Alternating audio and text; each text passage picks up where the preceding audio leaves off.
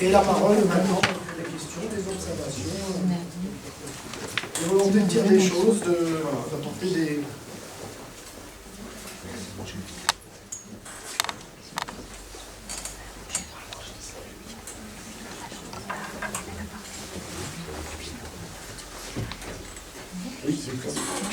Il y a des questions? Je donne.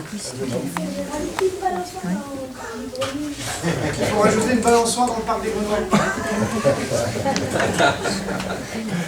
C'est notre pays. Et ce qu'il faudra, c'est quand on travaillera sur le parc, c'est de nous dire à quel endroit on la met, cette balançoire. C'est déjà un candidat pour le conseil des enfants. Il est très investi en plus. Merci en tout cas d'avoir pris en premier la parole. Bravo. Et c'est pas si simple.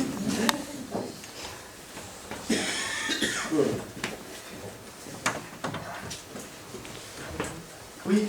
Vous avez lancé beaucoup de choses, mais un petit peu, j'ai un peu de mal à voir quelles sont les priorités, ou ce par quoi vous voulez commencer, et est-ce qu'on a les moyens de le faire? Ouais.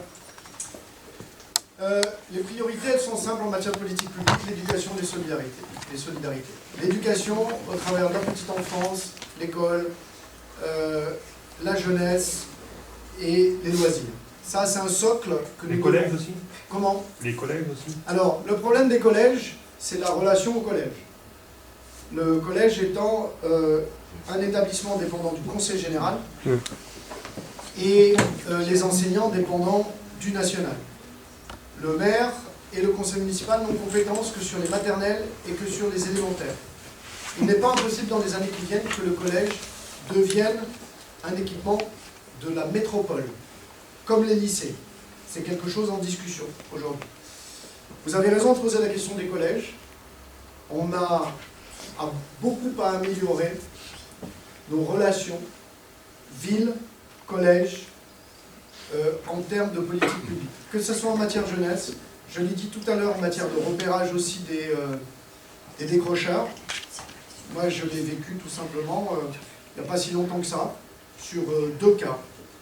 Et c'est suffisamment perturbant de se dire comment se fait-il qu'il faille que je puisse attendre 4 mois avant de savoir qu'il y a un jeune qui est décrocheur et qui potentiellement qu'on peut accompagner nous aussi différemment. Donc priorité, éducation avec le sport et la culture bien sûr, solidarité. Solidarité, effectivement, les aînés, bien sûr, et puis les personnes en fragilité. Deuxième grande priorité, le développement urbain de la ville. Ça, c'est une énorme priorité. Les premières politiques sont des politiques de fonctionnement. Les deuxièmes politiques sont des politiques d'investissement. C'est-à-dire construire du logement, c'est utiliser le foncier qu'on a, le vendre à des bailleurs, à des promoteurs, en sachant exactement ce que l'on va construire, mais c'est nous qui vendons. C'est-à-dire que ce n'est pas tant que ça une politique coûteuse, puisque le foncier vaut cher à Pont-de-Clair, et depuis 2008, nous avons acheté près de 8 millions d'euros de foncier. On m'a beaucoup critiqué, on nous a beaucoup critiqué là-dessus. Pourquoi vous achetez ceci? Pourquoi vous achetez cela? La réalité, si nous les avons achetés, c'est nous qui aurons la maîtrise. Moi, je dis simplement, il y a des terrains qui seront constructibles demain, c'est près de 250 euros le mètre carré, on les a achetés à moins de 20 euros le mètre carré. Donc ça veut dire que ça sera valorisable. Donc ça, c'est important. Et ce qui est important dans le projet de ville, dans les 6 ans qui viennent, il y a 2 aspects qui sont importants. Sur les 2 gros aspects du projet de ville, c'est la gare, le tram, l'avenue Charles de Gaulle, les enclavements du quartier Grandgallier. Ça, c'est le premier point, parce qu'on est, c'est 2017, l'arrivée du tramway. 2017, voilà, on est là. Donc ça, il faudra l'accompagner. Donc ça sera vu et ça sera visible. Et le deuxième aspect, c'est les papeteries. Commencer à accueillir du développement économique aux papeteries. PME, PMI, artisans, etc. Voilà quelles sont les priorités sur le mandat. Après, est-ce qu'on a les moyens? À l'heure actuelle, on les a. Mais moi, je ne suis pas capable de vous dire si dans 2 ans, cette année, l'État nous a ponctionné 250 000 euros de recettes. 250 000. C'est colossal, 250 000. Hein. On reprend la même chose en 2015. 250 000. Je ne sais pas si ça va s'arrêter. On nous a dit que oui. Je suis prudent. Je suis super prudent. Alors après, la question, c'est un projet politique qui sera forcément à réinterroger pendant le mandat. Toujours. Par contre, les grands axes, ils sont là. Les grands axes sont là. Éducation, solidarité, et ensuite le projet urbain. Je suis moins inquiet sur le projet urbain, parce qu'encore une fois, c'est des politiques où on a déjà le foncier, où nous sommes maîtres du foncier, et où là, je dirais qu'ils ne sont pas forcément les plus coûteuses. Il y aura des aspects coûteux sur la rénovation thermique des bâtiments, ça oui. On aura à s'interroger, il faut qu'on se le dise d'ailleurs très franchement, hein. Nous avons des équipements, des gymnases par exemple, qui aujourd'hui sont des vraies passoires énergétiques. Est-ce qu'il vaut mieux qu'on les rénove ou est-ce qu'il vaut mieux qu'on les reconstruise? Il faut qu'on se pose la question. Quand vous avez des bâtiments, dont je vous dis, c'est l'ensemble de nos bâtiments, c'est 1 million d'euros de charges de fonctionnement, de fluide, il faut s'interroger. Alors après, on a dit qu'on ne touchait pas au levier de la fiscalité. Donc, il y aura peut-être, à un moment donné, à nous réinterroger sur certaines politiques publiques. Certaines. Mais pour le moment, ce que nous avons construit en matière d'éducation, de petite enfance, nous sommes dans la continuité de ce qui existe aujourd'hui et que nous voulons maintenir. Mais ensuite, rien ne nous dira qu'à un moment donné, nous ne devrons pas nous réinterroger sur un certain nombre de politiques publiques. Mais dans ces cas-là, on le fera savoir à la population, en fonction des moyens. Si vous ne construisez pas de logement, vous n'aurez pas demain des recettes fiscales supplémentaires. Je voudrais simplement rappeler qu'un appartement que vous construisez, c'est la taxe d'habitation du foncier bâti. Donc si vous construisez des logements, c'est aussi demain des recettes qui rentrent dans le budget de la ville.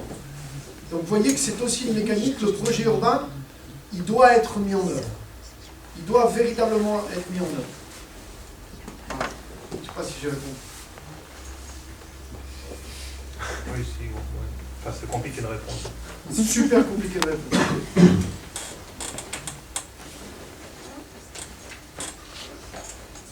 Y a-t-il d'autres observations? Je continue, moi. Oui. Et il y en a peut-être d'autres aussi, des colistiques qui peuvent répondre. Je travaille à la plateforme, là. Je voudrais savoir si la plateforme pour la ville, c'est une opportunité ou c'est une gêne. La réponse, elle est super simple, c'est une opportunité. Parce que pour le développement urbain, c'est plutôt une gêne, il me semble. En même temps, c'est plutôt une gêne. Le développement urbain, ça l'a été jusqu'à aujourd'hui.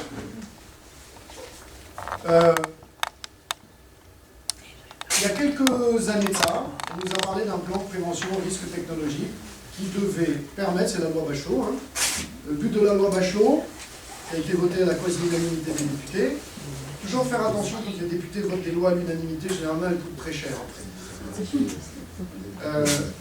La loi Bachelot permet de réduire le risque à la source et de permettre du financement venant de l'État, de l'industriel et des collectivités.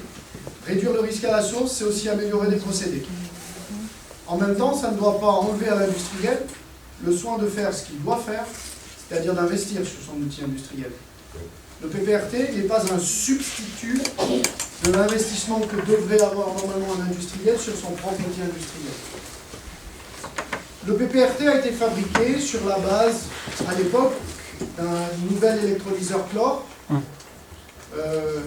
projet Eagle, hein, comme vous dites, et comme maintenant on dit avec vous, hein, qui coûtait 100 millions d'euros, tout. Participation des collectivités, de l'industriel, de l'État, et qui réduirait les cartes de risque. Tout le monde se satisfait de la réduction des cartes de risque. Les salariés qui travaillent sur la plateforme, évidemment, mais c'est aussi les habitants. Et si en même temps ça permet, de permettre le développement de la ville, ben c'est une bonne chose. Seulement, le projet a été abandonné. Le projet Eagle. Alors j'ai appris que depuis hier, c'était... Voilà, vous ne savez pas bien le projet. Après, on va rentrer dans de la technique, mais procédé OAC, procédé Eagle, autres. En tout cas, l'État a montré que sur la filière chlore, il voulait que les choses soient sans doute reposées. Est-ce que ça veut dire que ça sera un financement de type PPRT pour ce nouvel Eagle? Je n'en sais rien. En tout cas, moi, je vous réponds. La plateforme chimique est une opportunité. En tout cas, c'est une opportunité parce que d'abord, c'est l'activité économique, c'est l'emploi. Première des choses. Ensuite, si, en réduisant le risque, ce qui est bénéfique pour tout le monde, on peut permettre le développement de la ville, eh bien, ça sera super bien. Voilà. Et la seule date que nous avons, c'est le 21 juin 2014, l'approbation du PPRT, qui n'a pas changé, d'après les dires du préfet, il y a combien? Juste pour finir, on en parle souvent, tu es au courant, comme je le dis en ce moment sur la plateforme, pour rappeler quand même les choses, c'est ni la préfecture, ni la région, ni l'État, ni encore moins le maire, qui jusqu'ici a fait ce qui est devenu la plateforme malheureusement. Et aujourd'hui, c'est toujours pas le maire, c'est encore des investisseurs de capitaux thaïlandais qui créent malheureusement ce contexte néfaste et hostile sur la plateforme, quoi. En aucun cas, malheureusement, ce n'est lié au pouvoir politique ce qui se passe sur la plateforme. Si ce n'est qu'aujourd'hui, ils essayent de sauver un maximum d'emplois par le fait de la subvention à travers le PPRT et donc l'Eagle. Voilà. En tout cas, le PPRT, là, il est gelé. Actuellement, il est gelé. En termes financiers, la métro ne met plus un euro. La région non plus. Donc, c'est pour ça qu'il faudra être super attentif. Moi, je ne voudrais pas que le procédé ODC, si c'était celui qui était choisi par l'industriel, puisse être financé dans le cadre du PPRT. Je le dis. Tout à fait. Parce que le procédé ODC, c'est un procédé qui va tuer sur la plateforme de l'emploi et sur toute la chimie de l'emploi. Et ça serait quand même terrible que nous soyons, nous, collectivités, ceux qui mettions le chèque sur le corbillard quand même, hein, pour dire les choses très simplement. C'est ça.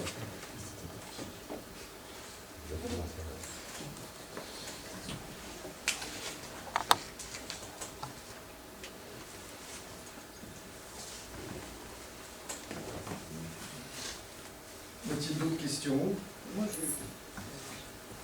Ou intervention hein, des collègues. Alors, une fois que Eric et Christophe ont parlé technique, moi, en tout cas, nous, il y a une chose qui nous tient, c'est qu'il n'y a pas d'emploi, il n'y a pas de service public s'il n'y a pas d'emploi productif. Et il faut qu'on se refuse, il faut qu'on se batte avec tous les moyens qu'on a pour maintenir nos industries, maintenir l'emploi productif, en développer, parce que je n'ai pas envie, comme nos concurrents, que ma ville, ça devienne une ville de 12 000 habitants de Pologne, quoi. Je veux dire, il faut du logement, il faut de l'emploi. Ce qu'il y a qu'on fait, c'est construire autour de l'usine. Hein. Je veux dire, on est tous nés, Christophe est né à Ponté, je suis né à Ponté, on est tous nés ici. L'usine, elle fait partie de notre truc, mais c'est pas seulement l'attachement du patrimoine. Hein. C'est que moi, j'ai pas envie que ma ville, ça soit une ville morte. J'ai plus envie de voir tous les jours de la semaine, les dimanches après-midi. Il faut de l'emploi, il faut que les commerces, parce qu'on est tous en train de défendre le commerce de proximité, me semble-t-il, depuis ce matin. Hein. Depuis ce matin, on défend tout. Voilà, bon. La ville, elle vit à travers les travailleurs, hein, je veux dire, c'est comme ça. Il n'y a pas de service public, on ne pourra pas développer de service public si on n'a pas d'emploi industriel ou productif. Voilà. La force de travail, c'est nous qui la vendons, mais c'est nous qui consommons. Donc j'ai pas envie de voir ma ville devenir une ville morte. Ça, c'est, voilà. Donc on mettra toute notre énergie pour continuer à se battre. Hein.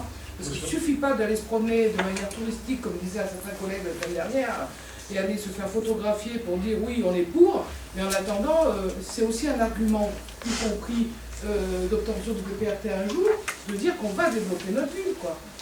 Alors oui, l'usine, on y est tous attachés, tous les emplois on y est attachés, ça c'est évident. Donc voilà, il faudrait quand même qu'on dise que c'est pas juste pour faire joli l'usine, hein. c'est qu'on en a besoin, on a besoin des travailleurs d'usine pour tout, et ils ont besoin des services publics. Et je vous rappelle, c'est quand même 75 ou 78% des investissements et de l'emploi qui sont créés par les collectivités territoriales. Donc si on n'a plus aussi des recettes qui émergent, j'allais dire du patronat, c'est pas un gros mot, attention, mais je veux dire des patrons aussi pour nous aider à développer notre service public, voilà, on ne veut pas devenir une sinistrée du Sud-Isère. C'est d'ailleurs la question qui a été... Nous, on a avancé sur la zone des papeteries déjà. On n'est pas simplement... On a déjà fait le boulot de racheter nous. On a été critiqué. Hein. Moi, je vous ressors les interventions de ceux qui aujourd'hui défendent l'emploi. Hein. On a été super critiqué quand on a racheté les hectares des papeteries. Les 9 hectares de la zone papeterie. Si vous prenez tout le reste, il y en a 14 hectares. On a été critiqué, on a mis 2 ans, 2 ans et demi. Parce que le terrain des papeteries, pour la petite histoire, quand il y a eu liquidation des papeteries, ce terrain, il a été tout de suite, comment dire, il était prêt à être acheté par un financier parisien qui connaissait rien de Pont-de-Claix, rien. Et qui a dit, j'y mets 2,5 millions d'euros. Boum, sur la table, 2,5 millions. Nous, on a dit, on ne le laissera pas partir aux mains d'un financier parisien, etc. Donc on a dit, la ville, on préempte, on prend. Le liquidateur, qui était là pour justement liquider l'affaire des papeteries, qui n'a pas été un tendre, hein, je peux vous dire, comment dire, nous on a dit au liquidateur, on veut l'acheter. Il nous a dit, vous l'achetez à 2,5 millions. On a dit non, c'est pas 2,5 millions. On a mis 2 ans, on a été en procès, hein, juge de l'expropriation, estimation du terrain. Au final, il a coûté 1,1 million. On a fait gagner 1,3 million, 1,4 million à la population de Pont-de-Claix. Aujourd'hui, il nous appartient. On en fait ce que l'on en veut. Moi, je ne sais pas hein, quel aurait pu être le projet d'un financier parisien sur un terrain comme celui-là, j'en sais rien. Peut-être pas de l'activité économique. Hein. Peut-être s'il avait eu la possibilité, si en tout cas les schémas d'urbanisme le permettaient, de faire une grande surface, faire tout ce qu'on voulait. Hein. Aujourd'hui, vous savez ce qui est le plus rentable pour une collectivité, vous savez ce que c'est d'installer une grande surface sur un foncier. C'est ce qui vous rapporte le plus d'argent à la collectivité. Je pense qu'il y en a suffisamment autour, à proximité. Donc nous, on a racheté, on a commencé à travailler. C'est David qui a suivi ce dossier des papeteries. On a travaillé. L'idée pour nous, c'était bien sûr d'accueillir un peu d'artisanat. L'artisanat, c'est nécessaire. PME, PMI, mais aussi des activités industrielles qui pouvaient être en lien avec la plateforme chimique. Nous, notre but, c'était ça. C'est-à-dire autour des questions liées à l'hydrogène, autour des questions liées aux biomatériaux, qui ont besoin de produits de la plateforme chimique. Parce que nous, c'était ça notre but. On ne veut pas faire venir Minatec 3 à Pont-de-Claix. Le but, c'est effectivement qu'on soit sur un bassin d'emploi qui corresponde à ce qu'est notre réalité historique et la réalité aussi de la demande d'emploi des jeunes et des moins jeunes. On a quand même une demande d'emploi aujourd'hui sur notre commune qui est peu qualifiée. Donc il faut que nous, on développe de l'activité autour de ça. On a travaillé, mais c'est pour ça que je dis que les papeteries, c'est quelque chose qui sortira. C'est quelque chose qui sortira plus rapidement, sans aucun doute. Voilà.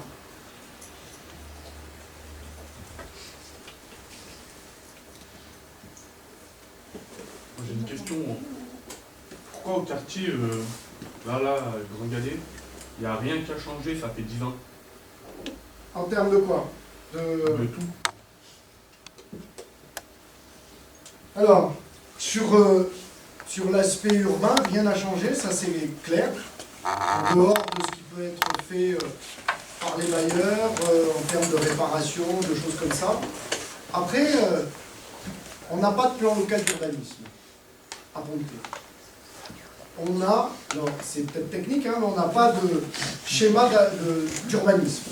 Donc on ne peut pas construire de choses nouvelles. Sur le quartier, on ne peut pas construire de choses nouvelles. On ne peut pas faire des extensions de bâtiments. Nous ou d'autres. Nous ou d'autres. Nous ou d'autres. On ne peut pas. Parce que c'est tout simplement, on n'a pas de plan local d'urbanisme. Quand j'ai dit tout à l'heure, il faut changer le plan, il faut avoir un plan local d'urbanisme, parce que justement, ça nous permettra d'avoir des projets de transformation urbaine. Vous êtes ici au centre social. Le centre social, ici, il n'est plus adapté. Il a besoin d'être agrandi, par exemple. Vous ne pouvez pas l'agrandir. On ne peut pas l'agrandir. Si demain on le détruit, on ne peut pas reconstruire dessus. Demain, quand on aura un plan local d'urbanisme, on pourra imaginer, parce que ce bâtiment, il a peut-être besoin, sur tout ce secteur-là, d'être repensé. Peut-être en construisant toujours, bien sûr, un centre social, en y agrégeant le PIMS avec, en mettant peut-être un lieu d'accueil pour, je dirais, le délégataire Alpha 3A, pour les enfants, qui peut être aussi intéressant, pour la jeunesse aussi. On peut imaginer des choses. Le problème, c'est que ça fait depuis 10 ans, mais ce n'est pas lié à moi, ni à mes prédécesseurs. C'est que de toute façon, on ne peut pas construire ni réhabiliter. Après, il y a un principe qui est grand galet. Tant qu'on ne désenclavera pas le quartier Grand Galet, tant qu'on ne le désenclavera pas, on ne peut pas le transformer. Aujourd'hui, regardez comment il est. Vous allez jusqu'à la rue de la Fraternité. Vous voyez, après le bar de Concorde, hein. Vous avez ensuite toute une zone, qui est quoi? Un no man's land. Il y a quelques entreprises qui restent.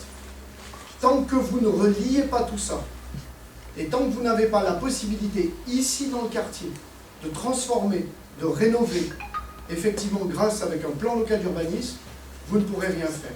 L'arrivée du tramway est une opportunité. 2017, arrivée du tramway. Il nous faudra donc penser et réfléchir comment on transformera, comment on créera les liens, etc., etc. Après, le quartier a été fabriqué dans une configuration vraiment particulière. Hein. Il n'est pas forcément... il est plutôt fermé. Il est peu ouvert sur le reste. On le voit bien hein, quand on va s'y promener. Hein. Ça, c'est un impondérable. Ça, c'est un point dur, ça. Parce qu'on ne va pas du jour au lendemain détruire des maisons, détruire des bars, etc. Mais ça, c'est un point qui est important. On a l'opportunité du tramway, l'opportunité d'avoir en même temps le plan local de l'urbanisme, donc de transformer. Moi, j'ai vraiment en tête, hein, et on avait discuté longuement avec beaucoup de bénévoles au centre social, hein, on a besoin de rénover de tout cet espace-là. Tout cet espace qui est au cœur du quartier, et qui sera au cœur du quartier que j'appelle ancien, et du quartier nouveau qui se fabriquera là-bas de l'autre côté. C'est ce pôle de service public qu'il faudra fabriquer ici. Ça va changer les choses. Parce que vous ne changez pas une ville si vous ne changez pas la physionomie d'une ville. L'urbanisation. Après, il y a des politiques qui ont évolué. C'est compliqué aussi pour vous, les jeunes, pour d'autres. Hein. Vous devez prendre un bus, le 16, pour aller effectivement à Flottibus, et ensuite prendre le 1 pour aller soit à l'Escale, soit à d'autres endroits de la ville. C'est un vrai souci, ça. On a une vraie rupture urbaine, hein, ici. Et puis, quand vous avez un terminus de tramway qui s'appelle Denis Papin, comment voulez-vous pas que le quartier ici ne soit pas tourné? C'est tellement plus facile de prendre le tramway, de partir en direction des Chirolles, d'aller... vous avez le cinéma pas loin. Vous voyez qu'il y a besoin vraiment de désenclaver le quartier. Tant qu'on ne s'attaquera pas à ça, et ça c'est du dur, hein, et ça c'est du lourd, eh bien on ne pourra pas changer de façon globale un certain nombre de choses. Donc ça c'est, quand je disais tout à l'heure à la question, qu'il y a 2 endroits sur Pont-de-Claix qui doivent dans les 6 ans qui viennent connaître des évolutions importantes, c'est Grand Galet au travers de l'arrivée du tramway, c'est tout repenser, hein. Et les papeteries, accueillir de l'activité économique. Si on arrive déjà à faire ça, on aura déjà fait une grande partie du travail.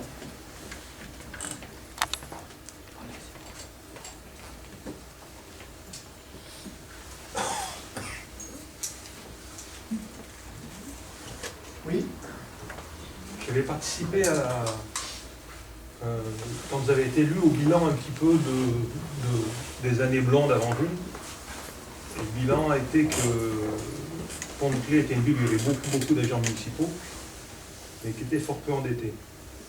Ce qui permettait d'avoir un équilibre au niveau des charges. La vision que vous avez, c'est tout le temps la même. On augmente l'endettement, on a un peu augmenté l'endettement. On a un endettement identique à ce qu'on avait en 2008. 2008-2014, même endettement. On a investi 35 millions d'euros sur le mandat. 35 millions d'euros. On a à peu près le même niveau d'endettement 2008-2014. Pour moi, je dis la chose, l'endettement n'est pas un gros souci. Sauf que dans l'endettement, vous avez le capital de l'emprunt que vous remboursez, puis vous avez les intérêts de l'emprunt. Le problème des intérêts de l'emprunt, c'est que vous les payez dans le fonctionnement. Et aujourd'hui, là où ça devient compliqué pour les budgets communaux, mais tous, c'est le budget de fonctionnement. C'est les recettes qui proviennent des impôts, des habitants et des recettes qu'on a de la métro, et nos dépenses. C'est ça qui devient compliqué. Le budget d'investissement n'est pas tant le problème que ça. Donc ça veut dire qu'on peut investir 35 millions d'euros sur un mandat tout en maintenant l'endettement au même niveau. C'est beaucoup 35 millions d'euros. Hein. Ça fait, eh bien, comme je vous dis, 5 à 6 millions d'euros par an.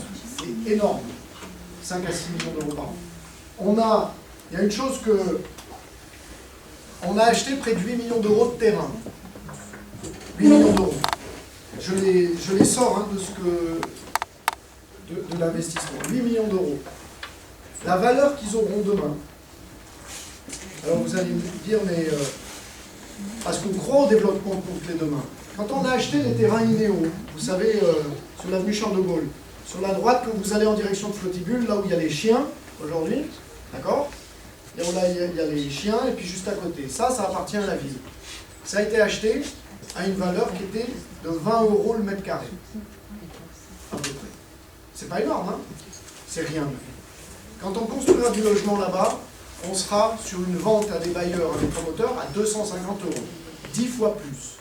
L'argent qu'on va gagner dans cette vente-là, qu'est-ce qu'on va en faire? On va faire des aménagements publics de qualité, des espaces publics de qualité, c'est-à-dire tous les aménagements de l'avenue Charles de Gaulle. Mais on pourra aussi rénover les écoles ici parce qu'on aura des logements créés là-bas. On va avoir besoin sans doute de plus de salles de classe ici. Donc on pourra rénover. C'est ça le... Mais ça, la politique qui est menée là, c'est pas la politique de l'équipe. C'est... Beaucoup de communes font comme ça. Maîtriser le foncier, c'est s'assurer des recettes demain qui nous permettront d'entretenir aussi notre patrimoine. Donc, sur l'endettement, moi je suis pas un... Comment... Faut pas que l'endettement nous étouffe, mais on a quand même des capacités justement, malgré tout, à s'endetter dans les années qui viennent, de toute façon. De l'eau, je t'en prie. Peut-être qu'on n'a pas compris la même question, mais quand même, je pense avoir compris. On répond en 2 morceaux, quoi. Voilà, faisons ça. J'ai bien compris ce que tu voulais dire, et en matière de politique du personnel en particulier, on a été quand même relativement attentif. Il n'y avait pas trop de personnel. Il y a une chose qui a été faite pendant ce mandat qui nous, en tout cas que mon groupe et moi avons accompagné et fiers d'avoir accompagné, ça a été la résorption de la précarité, la CDIsation de tout, avec la loi de janvier 2012 qui permettait de résorber la précarité dans la fonction publique. C'est une loi sarkozyste, mais bon, nous à Pont-de-Clé on s'en sort plutôt bien parce que tous les agents précaires étaient catégorisés, donc on a pu les titulariser sans concours. Il y a eu une vraie politique de reclassement, parce qu'il faut savoir quand même, alors on ne savait pas tout, hein, on ne nous dit pas tout toujours, hein, on est d'accord. Il y avait quand même un certain nombre d'agents qui étaient inafférés, dirons-nous, chez eux en étant rémunérés. Moi, je préfère que ça soit toi qui le dise, c'est parfait, c'est bien. Je suis pas accusé de quoi que ce soit. Non, mais je le dis parce que on ne sait pas tout le temps. Donc, quand on sait les choses, on ne peut pas dire que c'est bien quand les choses, quand elles sont bien faites, il faut le dire. Quand elles ne sont pas bien faites, on peut le dire aussi. C'est ce qui a fait aussi que les dissonances sont apparues à un certain moment. Donc, il y a eu un travail qui a été fait avec les ressources humaines pour réinsérer dans l'emploi, y compris ces personnels qui étaient sortis de l'emploi sans statut, hein, ni en invalidité, ni en... Voilà, ils étaient à la maison, donc c'était quand même une vingtaine d'emplois de mémoire, c'est une vingtaine d'emplois qui ont intégré le service public. Il y a eu un choix qui a été un peu douloureux pour moi à une certaine époque, en tout cas l'année dernière, c'est de aussi, parce qu'on est aussi des gestionnaires, on n'est pas que des idéologues, hein, c'est qu'il faut gérer, les budgets de fonctionnement sont ce qu'ils sont, et oui, on a pris le choix d'éviter de voir dans la mesure du possible, sans dégrader le service public, de voir la possibilité de ne pas forcément systématiquement remplacer un départ en retraite. Ça, l'usine l'a fait facilement à une certaine époque aussi. Donc, ce que je veux dire, c'est que je pense que la politique du personnel, en tout cas, j'ai mon collègue Maxime Grand qui est à la ville de Grenoble avec moi. En termes de déroulement de carrière, ils sont reconnus. En termes de reclassement, il a été fait le minimum. Là, on vient aussi d'utiliser la totalité de l'enveloppe allouée pour la protection sociale.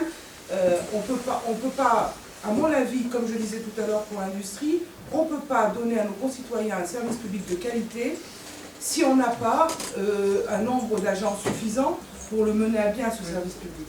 Donc, c'est toujours un questionnement. Je pense qu'il y aura des réorganisations. Maintenant, la question, et ça Christophe l'a dit très bien tout à l'heure au début de...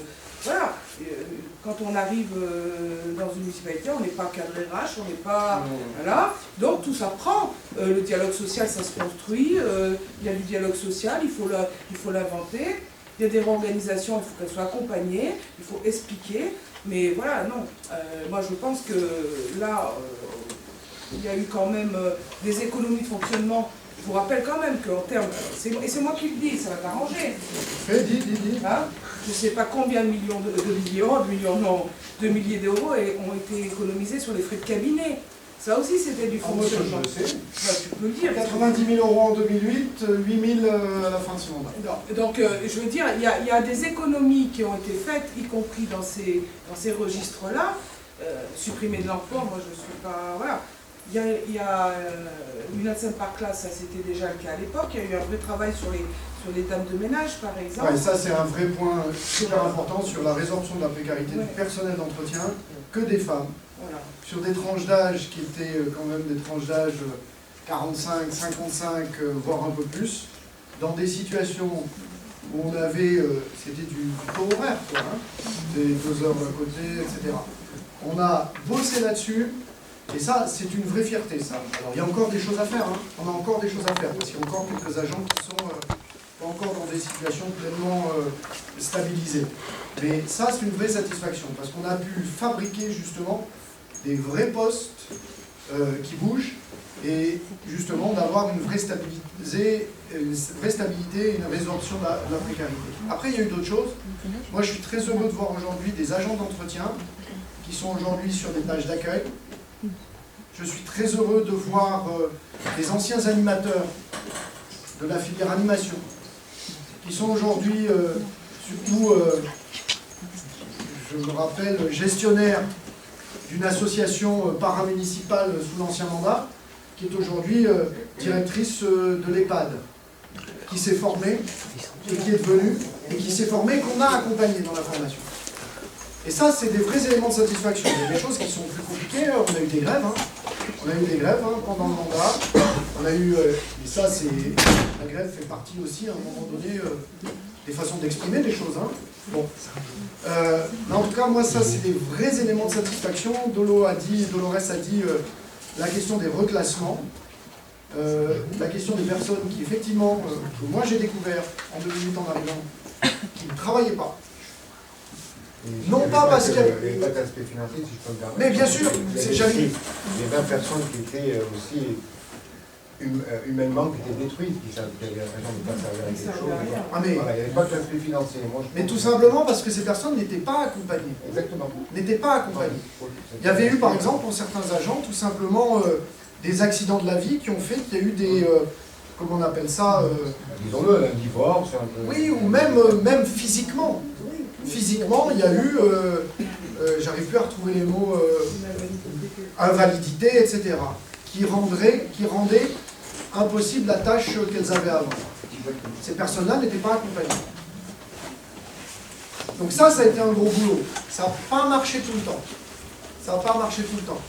Il y a eu des vrais beaux cas. Moi, je me rappelle une personne d'entretien qui aujourd'hui s'occupe de la mise de toute l'organisation des expos qu'on a au Moulin du Giancourt.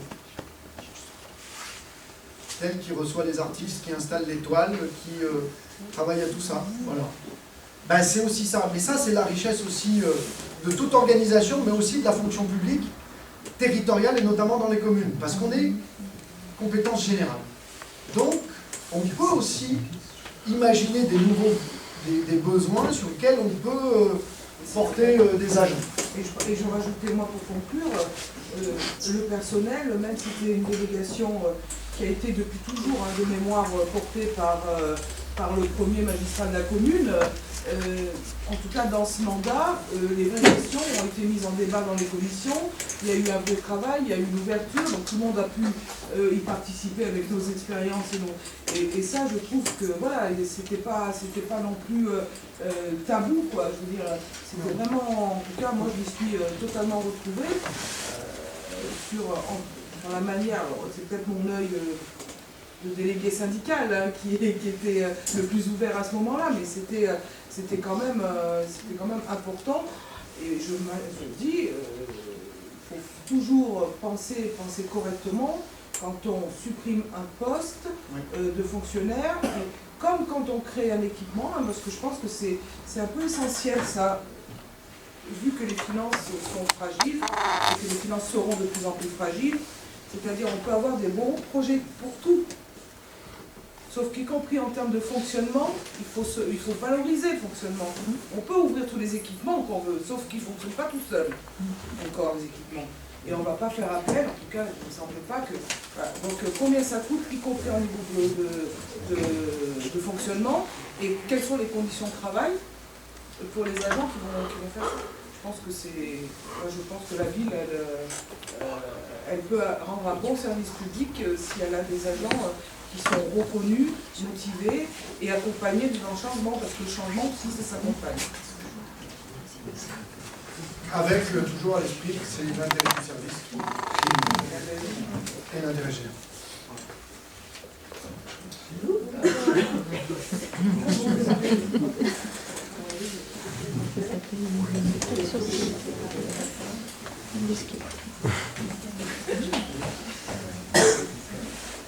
Moi, je voulais donner une info, alors je vais faire comme ça, parce que je vais faire comme ça. Quand même, où j'étais sortie téléphoner tout à l'heure et j'ai pas entendu que tu avais, parce qu'on a parlé de rumeurs, de trucs un peu... C'est les 2 rumeurs de la semaine que j'ai vues. Ouais, mais il y en a une troisième qui va être souvent. On la garde pour la semaine prochaine. On la garde pour la semaine prochaine, mais j'aimerais bien quand même que tu donnes l'explication de combien coûte effectivement le château d'eau au comptoir, s'il te plaît. Je n'appelle même pas le phare, donc je l'aménagement du château d'eau, parce que je pense que cette information est importante. Bon, le coût du château d'eau, sa rénovation, ça fait 30 ans qu'on parle de rénovation du château d'eau. Bon an, mal an, 30 ans. Il a eu une utilité à une époque, parce qu'effectivement c'était un vrai château d'eau, il y avait de l'eau, il y avait besoin d'amener de l'eau au comptoir. Après il n'y en a plus besoin, on a eu des canalisations de partout.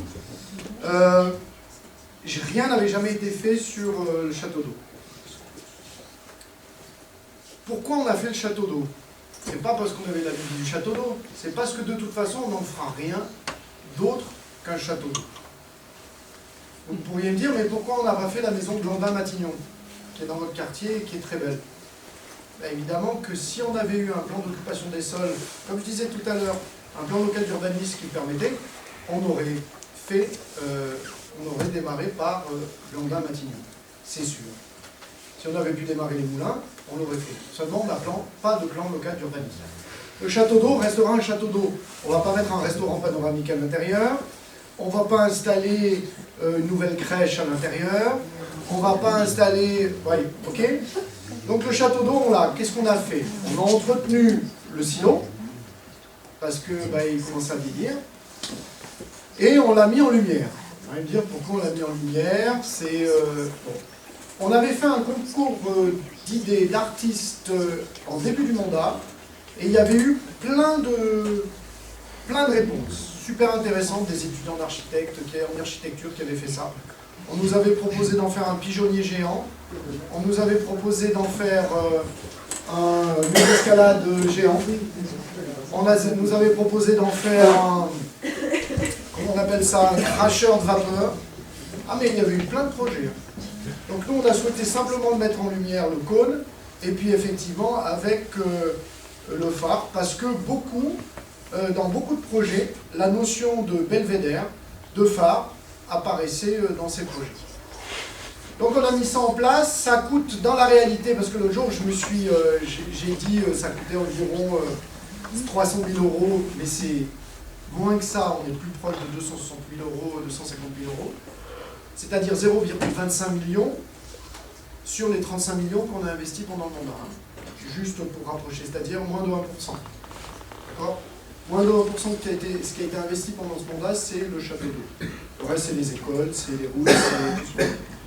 Et aujourd'hui, ça coûte par foyer, par maison à Pont-de-Clé, 15 centimes d'euros par an d'éclairage. Voilà. Alors après, on n'aime pas, mais c'est comme ça. Ça fait partie de la...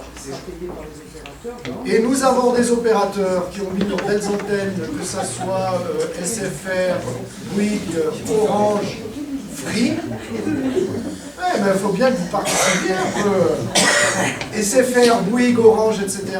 On a augmenté leur redevance, ce qui fait qu'il est payé à peu près, allez, au maximum 7-8 ans, à peu près 8 ans. Il a été financé sans emprunt. Et il sera payé par les opérateurs, c'est un autofinancement. C'est ça. Bon. Ce qu'on appellerait dans le privé un retour économique intéressant. C'est toi qui le dis. Je ne savais pas que c'était dans le mode de... Ça sera repris, ça.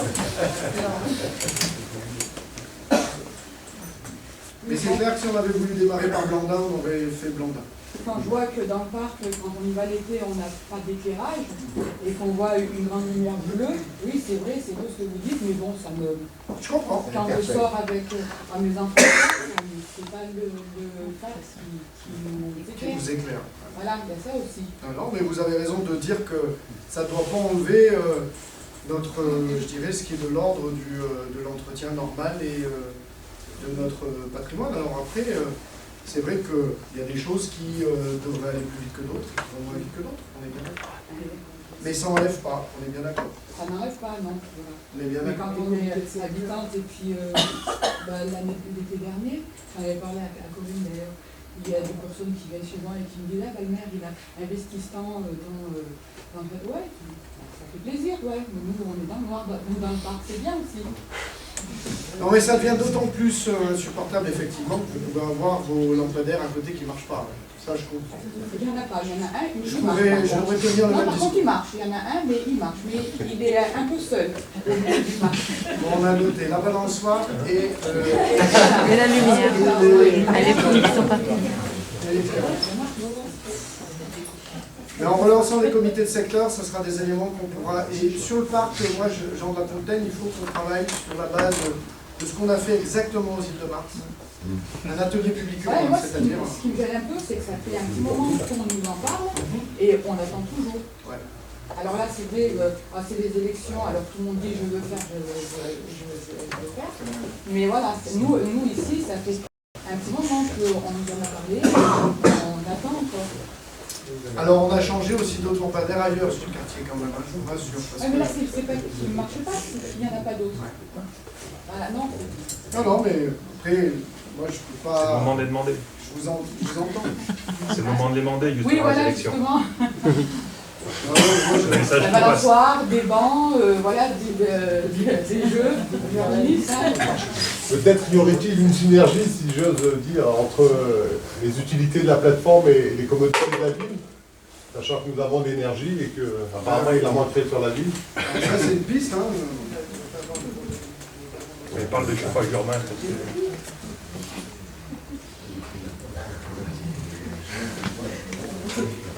contre, moi, ce que je tenais à dire ce soir, c'est par rapport à Corinne Grillet, parce que je trouve que c'est une personne qu'on voit souvent sur le quartier et qui est à notre écoute, avec qui on peut parler et faire remonter les problèmes. Non, mais c'est vrai,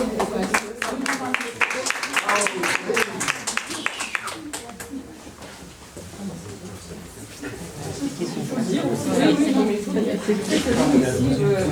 Grande-Galée, on est assez à Aldesia, et je dirais heureusement que Corinne est là. Voilà. En fait, vous avez vu sur la liste, il y a beaucoup de personnes de Grande-Galée. Vous avez vu le nombre? Oui, mais c'est vrai que moi, personnellement, on les connaissait. Après, c'est... On ne connaît pas, on les connaît pas, et j'ai découvert ce soir sur la liste, oui, qu'il y avait beaucoup de personnes de Grande-Galée et qui étaient déjà parties du mandat. Il y a Corinne, Louisa est sur la liste, Michel qui est là, Jacqueline, Maxime Grand, Maurice, bien sûr, Yann Ebrock, donc oui, c'est ça. Mais non, mais c'est important. C'est aussi une chance qu'on peut avoir quand on est une commune à une taille comme celle qu'on a aujourd'hui à Pontlé.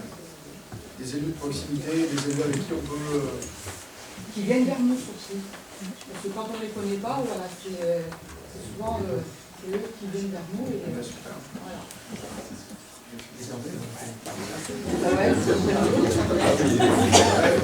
Moi je trouve qu'il n'y a pas assez d'activité pour les jeunes, pour les plus petits, à Grande-Galée. On le voit, ils jouent au foot dans une place et il n'y a même pas de cage. En fait, tout dépend de l'âge que vous décrivez. De 9 ans à 13 ans. Ok, on a renforcé de toute façon, mais ça c'est plus l'accueil avec Alpha 3A, le travail de proximité qu'il y a avec Alpha 3A. Après, vous posez une vraie question, c'est où sont aujourd'hui sur le quartier Grande-Galée les équipements sportifs de proximité? Il n'y en a pas. Voilà, et on est d'accord, il y a juste le synthétique là-bas. Non, il y a juste le synthétique là-bas. Après, sur un parc, dans un parc, vous pouvez mettre aussi des terrains de foot, des cages qui soient pas forcément... enfin, des cages qui soient posées et dans un parc qui soit malgré tout utilisable pour tout le monde. Hein. On peut toujours faire ça. Des jeux également pour les enfants, tous les âges. Donc ça, c'est ce qui manque sur le quartier ici, et notamment, c'est les équipements sportifs. Vous les avez sur Villancourt, vous les avez sur Maisonnat, il y a le terrain de foot sur Villancourt qui est super utilisé par beaucoup de jeunes tout le temps. Moi je peux vous dire, j'habite là-bas, donc je vois, j'ai vu sur le terrain de foot. Les jeunes, c'est des jeunes de là. Oui, mais c'est bien. Et ça aussi c'est bien. Enfin, nous on a toujours voulu que les équipements sportifs restent ouverts toute la semaine. Les extérieurs restent ouverts toute la semaine. On ne les ferme pas, les terrains, on ne les ferme pas, de façon à ce que vous puissiez aller jouer quand vous voulez et taper le ballon quand vous en avez envie. Mais la réalité sur Grande-Galée, c'est que vous avez uniquement le terrain qui est là. On a un peu réhabilité, mais qu'il faudra sans doute, avec la construction du parc, réimaginer.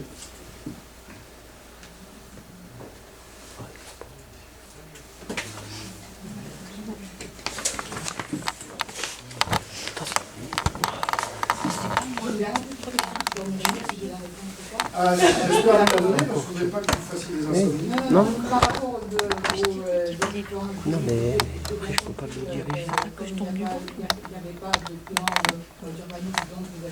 Et jusqu'à présent, pourquoi est-ce que vous ne l'avez pas fait? Vous n'avez pas monté le projet? C'est par rapport au tram ou non, pas du tout. C'est parce que tout simplement le plan de prévention au risque technologique ne le permettait pas. Il va le permettre parce que justement on va vers une réduction du risque, la cartographie des risques. Donc le but c'est ça. C'est pour ça qu'on a entamé les deux en même temps à la fin du mandat. Le plan de prévention des risques, ça fait depuis 10 ans qu'on nous dit qu'il va évoluer. Et là, nous sommes entrés enfin dans la période plus active là-dessus. Donc c'est pour ça qu'on ne peut pas avoir de problème. Si on devait appliquer la carte des risques aujourd'hui, on ne peut rien faire. Rien. Rien. Cela dit, ça a beaucoup évolué parce que, pour faire un peu d'histoire, c'était après AZF, Toulouse. Ouais. Le premier plan, c'était tout raser et tout préempter sur un rayon à peu près de 600-700 mètres par rapport. Ils ont fait un contrat et puis hop, il y a plus de construction. Donc aujourd'hui, ça a beaucoup évolué. À quelle échéance vous pensez l'avoir? Le tram, Le plan le PLU 2015. Le PLU en 2015, il doit être, on doit continuer la concertation avec les habitants. Vous savez qu'il y a des ateliers, on a fait pas mal de réunions sur le PLU, et c'est 2015. Ça ne veut pas dire que d'ici 2015, il ne se passera rien, c'est-à-dire qu'on peut commencer à travailler sur des projets. Et parce que vous savez que dans ce pays, on a un temps du papier qui est quand même long, donc administratif, donc ça on peut le faire avant même, qu'il y ait validation du plan local d'urbanisme. C'est-à-dire qu'il faut qu'on... Et c'est pareil... Vous allez faire un prévisionnel sur le nombre de logements que vous allez pouvoir bien faire sûr, dans le secteur, bien sûr, le nombre d'habitants en plus dans le quartier. exactement, En sachant que les écoles, il faudra que ça suive. exactement, sur les structures petite enfance. C'est là où c'est compliqué, mais c'est passionnant en même temps. C'est passionnant. Combien de classes vont ouvrir ici à Jean Moulin en maternelle et en élémentaire si on construit tant de logements sur l'arrivée du tram, etc. C'est ça en fait. Et ça, il faudra y penser et anticiper. Et ce qui va être intéressant, c'est que si ici, l'histoire de ce quartier, c'est l'histoire de la ZAC, quand on dit. La ZAC, c'est un outil qui est hyper intéressant en urbanisme. Et on fera sans doute sur l'arrivée du tramway une ZAC, parce que l'intérêt d'une ZAC, c'est que ce sont les promoteurs qui payent les équipements publics. Les promoteurs. Et même si vous n'êtes pas dans le périmètre de la ZAC, je vais donner mon explication. Si par là-bas, par exemple, là-bas, vous créez des logements qui vont nécessiter une ouverture de classe, ça va où? On va ouvrir une classe ici. Eh bien, c'est les promoteurs qui devront payer la réhabilitation de la classe ou l'extension du bâtiment scolaire. Et ça, c'est intéressant. ZAC, c'est une zone d'aménagement concerté. Voilà. C'est un outil d'urbanisme très très bien. Qui fait payer, en fait, vous avez un ticket d'entrée des promoteurs. Ils veulent venir construire du logement, boum. Et tout ceci revient ensuite pour les équipements publics. Et ils viendront. Et ils viendront, bien sûr. S'il n'y a pas d'autres questions, si? Ouais. Au terrain là-bas, là, au petit terrain qui a... City Stade. Ouais, le City Stade. Des fois, il y a des familles et tout, ils viennent jouer et tout, et la nuit après, il n'y a pas de lumière. Et quand ils jouent, bon, ils On la mettra avec celle du parc. Et vous voyez là, aussi, il y a la murette là. Ouais, la murette là. Avant, il y avait des bancs et maintenant, il n'y a plus de bancs. toute la partie qui sera Parc Jean de la Fontaine, le kiosque, au fond là-bas, toute la partie City Stade, toute la partie place Nelson Mandela, toute cette zone-là doit faire l'objet dès 2014 d'un atelier public urbain dans lequel on va réfléchir à l'évolution de l'ensemble de ce secteur. L'ensemble de ce secteur. On a démarré par Île-de-Mars-Olympiade, parce que sur le quartier Île-de-Mars-Olympiade, on a eu des crédits importants de la métro. On a ensuite mis en œuvre le second atelier public urbain sur Taillefer. Tout ce qui est, vous savez, derrière justement le petit stade qu'il y a à Taillefer. Et cette année, on démarre sur justement le parc Jean de la Fontaine et toute cette zone-là, toute cette réflexion collective. Et ça, on fera quelque chose qui sera dans le même style, ou en tout cas en fonction des points de vue des habitants, parce que c'est les habitants qui construisent dans les ateliers publics urbains, de ce qui a été fait aux Îles-de-Mars Olympiade. Je ne sais pas si vous êtes allé voir ce qui a été fait aux Îles-de-Mars Olympiade. C'est exactement le même état d'esprit qu'on veut mettre en place ici sur cette zone-là. plusieurs choses par rapport à l'éclairage de ce stade, c'est qu'il avait été envisagé, mais les riverains ne l'ont pas voulu pour pas qu'il y ait du bruit trop tard le soir dans le... Ah ben voilà. Ça c'était... Après, des fois, c'est compliqué. Hein. C'est super compliqué. Voilà, il ne voulait pas qu'il soit éclairé pour que le soir, il n'y ait pas trop de problèmes. Mais vous voyez, hein, le City Stade au Site de Mars Olympiade, vous voyez le terrain qu'il y a maintenant au Site de Mars Olympiade, il est éclairé, il est effectivement aménagé, plutôt de bonne façon. Hein. C'est exactement ça ce qu'on veut pour la suite, là, sur le quartier. Vous avez parlé tout à l'heure de l'agrandissement de l'école et vous avez parlé de la restauration scolaire. Et vous avez dit que c'était un projet. Et, vous avez quoi comme projet? À la restauration scolaire, on ne peut pas changer la restauration scolaire. La restauration scolaire, elle est municipalisée. On a nos propres cuisiniers, pardon. On a nos propres cuisiniers, c'est parce que j'ai pas mangé ce soir. Nos propres cuisiniers. On veut maintenir cette qualité-là. Aujourd'hui, c'est 700 repas par jour, hein, la restauration à Poncé. C'est plutôt quelque chose qui a la satisfaction aujourd'hui des familles. On a créé une diversité aussi, justement, dans l'apprentissage de ce qu'on mange et comment on mange, etc. Donc ça, on veut le maintenir. C'est plus pour la capacité. Voilà, capacité des cantines. Les cantines, c'est vrai que sur le menu, on a vu l'amélioration. Après, sur la capacité d'accueil, on a des cantines, en fait, aujourd'hui, on est quasiment au maximum qu'on peut accueillir. Quoi. Donc, on a eu une augmentation, mais Corinne, peut-être si tu veux... En fait, l'idée, je ne sais pas si vous voyez, en fait, on a des cantines qui n'ont jamais été refaites. Oui, justement. L'idée, c'est de refaire, de les agrandir, mais aussi de les rendre moins acoustiques. Parce qu'en fait, elles sont très sonores quand les enfants mangent. Donc, c'est améliorer ce qu'ils ont dans l'assiette, mais aussi les conditions dans lesquelles ils mangent. Oui, c'est vrai. Réaménager, en fait, peut-être y repenser. C'est vrai qu'il y a une cantine dans chaque école, ça fait partie d'un projet global, c'est peut-être faire moins de cantines et de les faire aménager différemment. Mais toujours en restant proche des écoles. Là on a une particularité, on a 2 écoles à côté et chaque école a sa cantine. Il y a 30 mètres entre les deux cantines. Mais c'est pas encore fait, puis c'est la même chose, ce sont des choses qui vont se construire avec vous, comme tout ce qui s'est construit pendant 6 ans.